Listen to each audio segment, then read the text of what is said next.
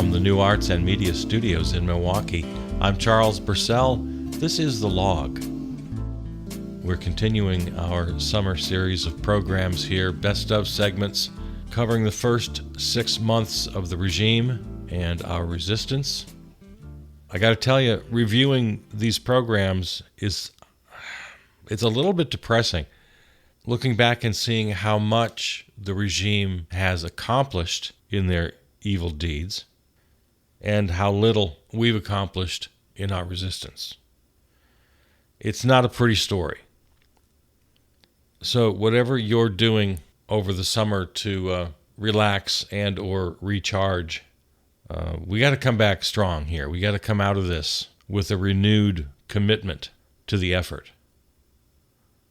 Because as I look around here the last week of July and heading into August, it can't be denied that the regime has a lot of wins notched on its belt. And sure, they're going through some troubles with the whole Epstein debacle, but that's internal politics. These things come and go. We don't know if that'll have any lasting power. Certainly not anything we can count on. And it absolutely distracts us from our very serious work. There are good people out there doing the work. There are great organizations. Please join or at least support those organizations. Well, in today's episode, we'll talk about the joint address to Congress, the hundreds, thousands, millions of lives affected by USAID cuts, some good advice on speaking out, some thoughts on promotion, and as always, a little media criticism. They can only cover one story at a time according to their operating system.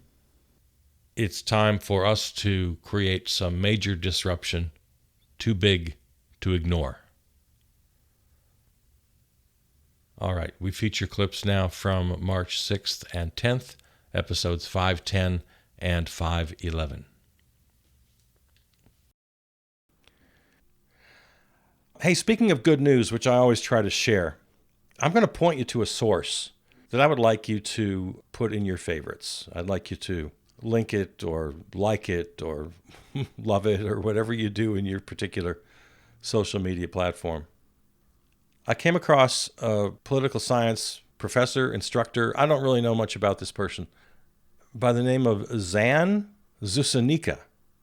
And she's taken it upon herself to post. Well, here, I'm looking at one here. Here are 130 pieces of good news.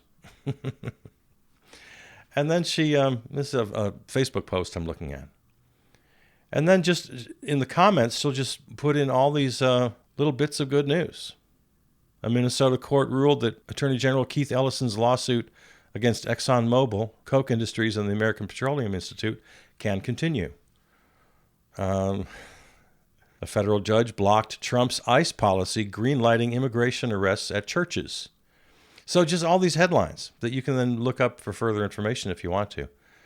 But she's been doing this now. I don't know how long she's been doing it. I discovered her a couple of weeks ago. You know, it'd be kind of fun to do a whole podcast every week with nothing but good news. That'd be kind of fun. But, I can't see myself doing that. So I want to recommend this person, and I want you to follow them. I think she's doing a good service here. And it's not just like stupid feel-good stories like I get so sick of. A cancer kid got to score a touchdown and then was given a puppy by their foster parents. You know what? Okay, fine. But no, it's not like that at all. The stuff that she posts are legitimate, newsworthy, relevant to the day. So, Zan Zusanika. Z-S-U-Z-S, Zeus Anika. I want to give her a big plug. I think she deserves it. She deserves a big following. She's doing good work. Good for you. All right, from the good news to the bad news, got to talk a little bit about the State of the Union, which of course is not, they just call it the joint session speech, but who cares? It was just a big damn show that had absolutely nothing to do with what the regime is really doing. Their little fascist oligarch takeover. It was just a big dog and pony show that had absolutely nothing to do with reality. The Republican Party, or as I call them, the repugnant party, has shown itself to be just an embarrassment to us, to the nation, to history. And they're entirely unserious. If you saw the speech, they're just these petulant, unruly pack of children raised by wolves. I mean, they were hooting and cheering at all the lies. And as we always say, either you believe the lies, which makes you too stupid to govern, or you know they're lies and you're still cheering for them, which makes you too evil to govern. Either way, we never know who's winning the battle between the evil and the dumb. But it doesn't really matter. They're ineligible to govern. And just something we always have to remind ourselves of. The repugnant party created this guy like Frankenstein's monster. It's not just all about the Orange Menace. He wouldn't exist without them. They made him possible. They breathed life into this monster. They hooked up the jump cords to the bolts on his neck. They made this guy live. Also, I made a note. The topics that got zero mentions. Zero. Not one or two, not in passing. No, zero mentions of poverty in America, of low wages, of high prices, of child care, of elder care. Zero mentions of the future of the Palestinians, not even his ridiculous sort of Riviera Gaza idea. Zero, literally not one mention of health care. You know how for the first 4 years he kept talking about this great health care plan that he had? Couldn't wait to unveil, maybe in 2 weeks. All through the campaign, oh, healthcare, healthcare. Not a whisper. Not a whisper about the climate crisis, except for one sort of in passing dig about how it's just a hoax and we're going to defund it all. Not a whisper about gutting Medicaid and SNAP, which is clearly in the Republicans' budget blueprint. Not a whisper about $5 trillion going to the billionaires in their tax cut proposal. So those are all the things he didn't talk about. You may have heard this week that Trump has directed agencies to bypass endangered species protections in order to increase logging in national forests. Yeah, wants to ramp up timber production across 280 million acres of national forests and other public lands. What a coincidence. That announcement came just 2 or 3 days after naming Tom Schultz to head the Forest Service. Schultz, previous vice president of Resources and Government Affairs at Idaho Forest Group, which sells wood. So a wood guy, a wood executive, a wood salesman named to head the Forest Service. Got your wood here. Yeah, that's, again, it's all one story. Privatize everything, sell everything. All public is bad, all private is good. Yeah, don't let the headlines confuse you. It's all one story. It was revealed by ProPublica this week that, according to internal memos, senior USAID leaders warned Trump appointees of hundreds of thousands of deaths from closing the agency. So they knew ahead of time that 1 million children would go untreated for severe malnutrition. Up to 166,000 people will die from malaria, and 200,000 more children will be paralyzed by polio over the next decade, according to the memo. The programs were cut anyway. That's where we are, folks. Thanks to ProPublica, a source I often recommend. Wow. I saw a post, and I'm sorry I can't give credit. I don't know who said this, but it's good advice. The reason speaking out is so important is that it lowers the perceived risk of those who are still silent and have something to say. Your courage matters. Your words matter. Every voice is a key to unlocking another's. I thought this was just excellent advice from this person who I wish I could credit. Every time you speak up, it gives someone else the courage to speak up. So, yeah, at the very least, do that. Wear t-shirts. Musicians, write "This machine kills fascists" on your guitars like Woody Guthrie did. I just thought that was excellent advice. Just a couple thoughts on promotion. I'm doing what I can on my little podcast. If you have a podcast, I hope you'll do the same. As we've already mentioned, I hope you'll just make yourself public, give a permission structure to others around you to promote democracy, to defeat fascism in America. But we do seem to need a better, or at least an ever-improving landscape of promotion. As I've said many times, we have to get the attention of the mainstream media so that they have no choice but to cover us. It's impossible to ignore us. Corporations and the Republicans seem to have no trouble getting their message out. Well, corporations have lots of money, but so does the Democratic Party, and they fail miserably. It's not really a question of money anymore. The whole question of money in politics is starting to become antiquated. Harris outspent Trump by millions and millions. But they had a pretty good playbook. They knew where to go, especially in social media. There are pages we could pull out of their playbook. Now, they have a couple pages I don't want to have anything to do with, and that is all the lying, the Goebbels kind of strategies that they use. But I guess right now I'm asking more than I'm telling. I'm asking for your advice. What do you think? Billboards? Podcasts? TikTok? I don't know. And I'll tell you also, part of me has serious doubts about the media. I'm not sure. As the great Gil Scott-Heron said, the revolution will not be televised. Well, now I think about that in different terms, because the very notion of television today, I mean, its inherent shallowness, how it cheapens any message, not to mention the fact that only a small handful of the population is even aware of mainstream television anymore. Nobody under 50 even owns a television, at least not for over-the-air and cable viewing. But this cheapening of the message, I think that is also true in today's digital landscape.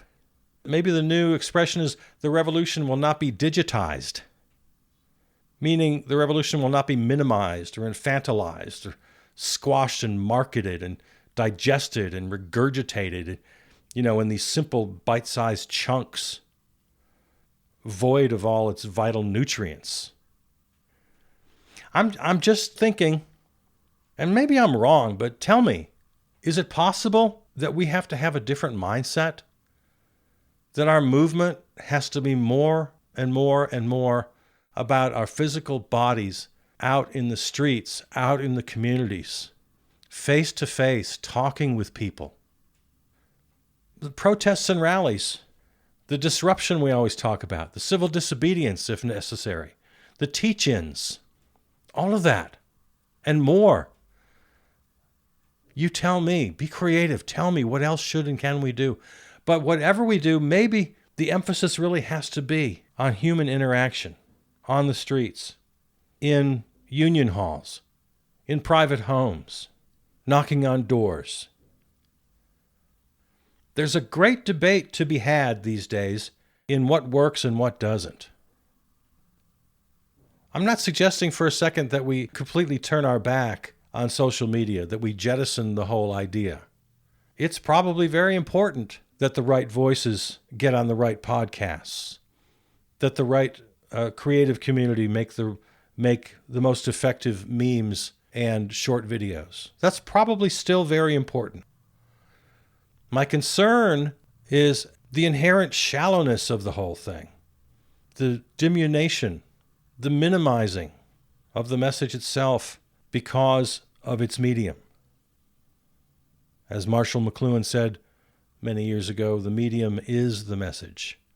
Well, if our message is the medium, and the medium is short-form, histrionic bits of digital noise, I'm not sure that serves our long-term goals.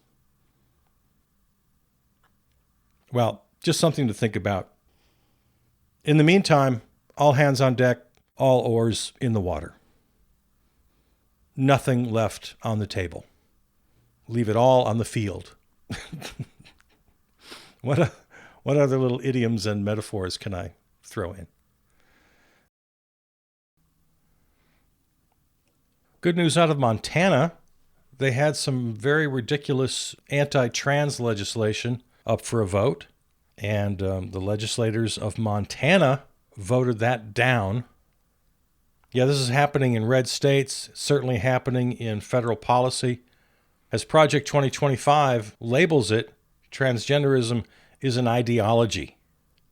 They're quite literally attempting to just erase transgender people from even existing, not even acknowledging that they exist. Cooking up these bills, these laws that would outlaw people. Transgender folks could not have jobs, could not interact with other people. There was a time, not that long ago, when it was against the law. You could be stopped and arrested and jailed for dressing outside your expected traditional assigned gender. Not that long ago. But the good news here is Montana, the good people of Montana said, "Now that's enough of this craziness." The righteous demonstrations against Israel and their horrible genocidal attack on Palestinians, completely legitimate protests that the right wing labeled anti-Semitic. You can't protest Israel in this country without being labeled anti-Semitic. You can't protest in support of Palestinians without being called a supporter of Hamas. The way they frame this thing is they just frame it in this whole pack of lies. And now, more than just rhetoric. Well, it's been more than rhetoric for a long time. They were successful in ousting university presidents they didn't like. The State Department is looking to revoke the visas of any foreign students who appear pro-Hamas. Speaking of the State Department, they have plans to close diplomatic missions and fire employees overseas, so we're diminishing the good work of diplomats. The only mixed feelings I have about this is, I'll read from the article here. The prospect of wide cuts has already generated some anxiety within the Central Intelligence Agency. The vast majority of undercover American intelligence officers work out of embassies and consulates posing as diplomats. And the closure of diplomatic posts would reduce the CIA's options for where to position its spies. Jesus. See, this is why I keep talking about when we defeat the American fascists, we have to come out of this thing better than how we went in. I mean, is this the world we want, where it's just a given that our embassies are full of spies? So I guess we just assume that foreign embassies here in the United States they also have foreign spies. This is just the game we play. We can't continue this. Government lawyers are now being fired for representing the wrong clients. Eric Adams, mayor of New York, his cases, the Russian election interference, the Orange Menace classified files case, the January 6 cases. Yeah, if you're a government lawyer and you worked on any of these cases, or if you were assigned to any of these cases, watch your back because you're about to get it. After the first, how many days now? So we're 7 weeks in, 49, 50 days in. We still don't have any sort of economic plan from the Orange Menace. Well, we do. Here it is. And this is how simple it is. Drill, baby, drill. Because I guess then that somehow takes down energy costs. Energy prices, gas prices go down. Which in and of itself is ridiculous. Okay, so there's that. And then tariffs, which somehow make us rich, which is also wrong and ridiculous. So drill, baby, drill plus tariffs, that somehow is going to equal this rapidly growing economy. Growth is going to just go out through the roof. And then that will in turn lower interest rates and lower prices. All right, so if you believe this, you've been asleep for the last 50 years. If you believe this, you're a moron. You're a complete 100% chump. You're a sucker. No, his economic plan is simple. He wants to destroy government with his billionaire buddies, privatize everything so they can profit from literally everything. Your public school on the corner closes, and before you know it, some hedge fund owns it, trying to run it for a profit. Yeah, I'm convinced now that they really do know what they're doing, that they want to destroy the economy. They want to destroy the economy so they can hoover up all the crashed assets, and they can privatize everything, and they can be the kings they've always wanted to be. And democracy can just get flushed down the toilet. And it's becoming more and more obvious every day. I mean, this doesn't require any big conspiracy theory. It's just right in front of our eyes. I mean, what other possible reason could they have for doing what they're doing? Now, some people are beginning to ask, and this does sound a little bit more like a conspiracy theory, that they're intentionally crashing the economy in order to rig the stock market. This is becoming more and more plausible. There's some commentators and economists asking this question seriously. I mean, we know from recent history, when the stock market craters, the richest among us come out billions ahead every time. How do they do it? They do. The financial class, the people who just manipulate money, they use money to make money. They don't really create anything for consumers. No, it's just strictly money making money. The hedge fund guys, the professional gamblers, the finance bros, and especially the highest rung. Whether the stock market is booming or crashing, they seem to come out fine, more than fine. And all the while, they perpetuate this great lie about scarcity. Oh, there's only so much to go around. We're going to have to cut benefits. We're going to have to cut programs. Sorry, people on Medicaid, Medicare, Social Security. Sorry, veterans who were victims of toxic burn pits. Only so much to go around. Scarcity is the biggest lie of all.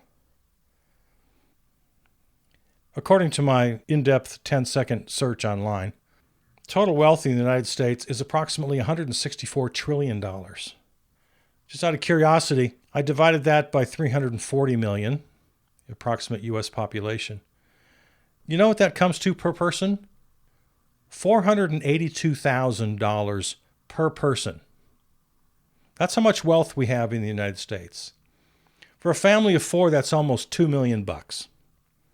And right now, in this moment at least, I'm not talking about this great sort of socialist dream where we redistribute all the wealth. Not that I wouldn't like that, but that's not what I'm talking about right now. I'm just talking about, imagine a system, any system, socialist, capitalist, whatever. I don't care. For the moment, just imagine any system that had outcomes that were just a little more fair. $2 million for a family of four. No, but no, we have 60% of families working paycheck to paycheck, one auto repair, one illness away from bankruptcy, while a handful of men hoard the rest. Come on. We got to come out of this thing better than we went in. I mean, the media just went ballistic over the tariffs story. Because, of course, that's what corporate media cares most about. And that's what Americans care most about, is money. Because money is at the center of all of our lives. It's just the way the system has been created. So I don't blame them necessarily for going ballistic. Yeah, if prices are going to double and triple, if $12,000 are going to be added to the price of a car you might need. But yeah, corporate media was just 1,000% centered on the impacts of the tariffs on the economy, on the Dow Jones average. And yes, of course it's a big story. Big enough to ignore the Trump family crypto graft.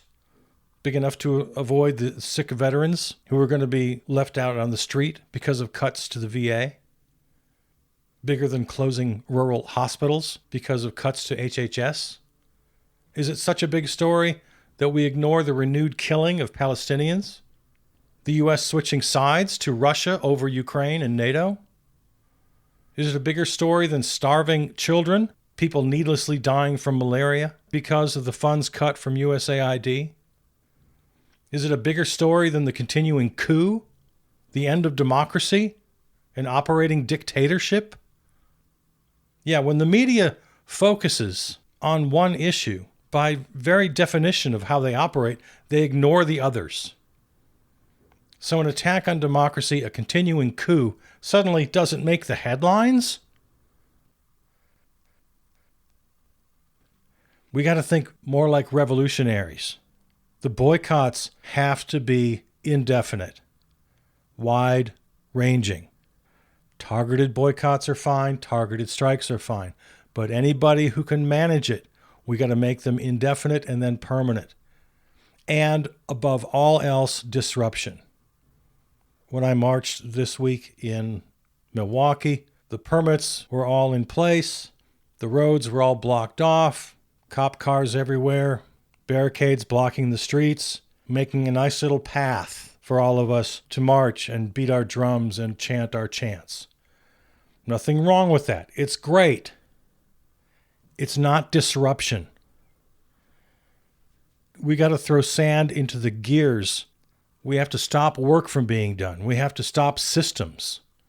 We have to get the attention of those who think they hold all the power. The attention of those who think they control the media. They need to start playing by our rules. We're not only going to chant slogans, we're going to demand results and deny them their comfortable lives until this battle is won. The time for disruption is right now. If we're able to successfully disrupt day-to-day business, we're really going to need to support each other in 100 different ways, with childcare, with elder care, with food assistance. Mutual aid has to work hand in hand with the political organizing, the marches, the protests, the rallies, the sit-ins, the teach-ins, the direct actions that stop traffic, that stop commerce, that stop normal business. If and when we have success in that regard, we're really going to need each other on the day-to-day. I really am proud of the way we're hitting the streets, and we're protesting in a variety of ways, and we're participating in boycotts. But it's also true that as great as this is, it's not going to be enough. And we have to face that reality. We got to step it up. And we have to do it now, because the Orange Menace and his oligarch buddies and his toadies in Congress are moving fast.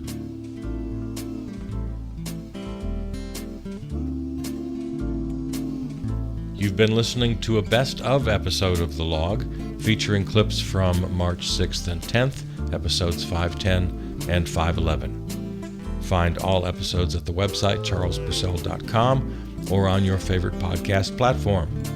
Follow on Substack and Blue Sky. Thanks to our home station, River West Radio in Milwaukee. Peter Donalds wrote and performed our theme song. I love you. See you out there.